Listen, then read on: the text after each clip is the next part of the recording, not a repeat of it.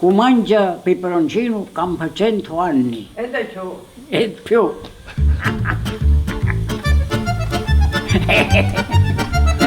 Con i suoi 93 anni di giovinezza, nonno John è convinto. È nato in Calabria, dove si mangia semplice, ma anche sano e saporito. Rovina bene, Coca-Cola rovina lo stomaco.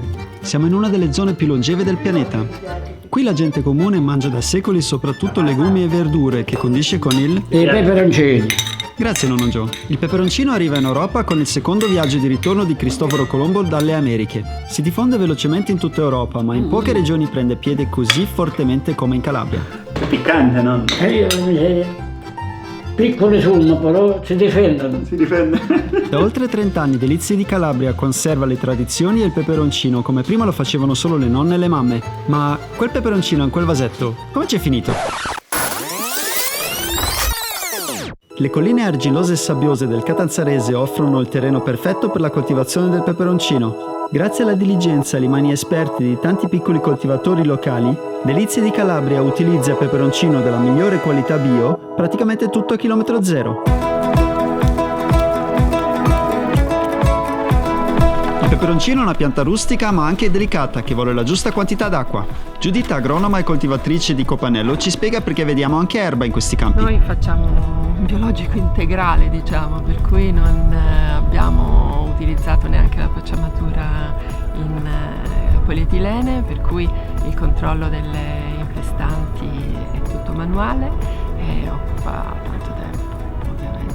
Anche Gianluca, Celia Marina, coltiva peperoncino bio per fornirlo poi a Delizie di Calabria. Questa è una varietà di peperoncino detta Mando, una varietà molto conosciuta, un ibrido. Viene trapiantata da aprile fino a fine maggio, per poi iniziare ad avere i raccolti in queste zone si possono avere dopo la metà di agosto. Esistono tante varietà di peperoncino, più o meno piccanti, e di forma diversa. Alcuni hanno nomi fantasiosi e buffi come naso di cane, altri sono semplicemente peperoncini a mazzetto. Ma noi oggi seguiamo il percorso del peperoncino a mando. Vediamo dove va a finire adesso.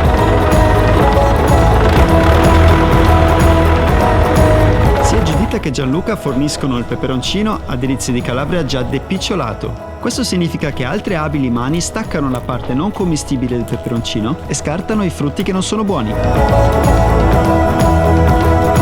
Togliamo il picciolo qua, i peperoncini e dopo mandarlo dove lo realizzano o pepe piccantino.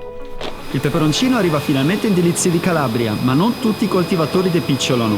Beh, comunque, depicciolato o no, il primo passaggio... Prendo il peperoncino e lo metto nella vasca, viene lavato e metto il sale per i collaboratori per scartare la roba. Ma per quanto depicciolare peperoncini sotto il portico di un vecchio casolare nelle campagne calabresi può sembrare più romantico che farlo in un moderno stabilimento alimentare, in realtà il processo in sé non cambia di una virgola. Passiamo qua sul nastro Jerry, arrivano fino in fondo alla disalazione, per la disalazione. Pulita e lavata a dovere, il peperoncino passa alle prossime fasi di lavorazioni, come ci spiega Raffaele, il direttore della produzione. Dopo questa fase del lavaggio, il peperoncino viene trasferito, sbollentato e passiamo alla fase successiva. Viene centrifugato nella centrifuga, dopo la centrifuga passa al tritaverdure. Al di là dei macchinari moderni, dello scrupoloso rispetto per la legge dell'igiene e i quantitativi lavorati, i passaggi per la lavorazione dei prodotti di Delizie di Calabria seguono le stesse identiche regole che segue nonna Cecilia quando prepara le conserve per l'inverno. Adesso è tritato ed è già pronto per essere dosato. È nella vasca, nella tramoggia di riempimento vasetti, dove possiamo guardare già miscelato con l'olio.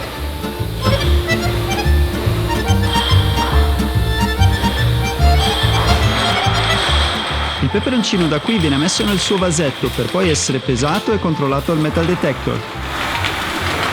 Il vasetto viene poi tappato creando il sottovuoto prima di passare alla pastorizzazione, proprio come lo fa nonna Cecilia con la bollitura. Come se tutto questo non bastasse, il vasetto viene sottoposto ancora ad un ultimo lavaggio prima di andare all'etichettatura e poi al confezionamento. Questo è il percorso che il peperoncino calabrese fa per arrivare dal campo fino al vasetto, per poi andare da qui sui tavoli di tutto il mondo.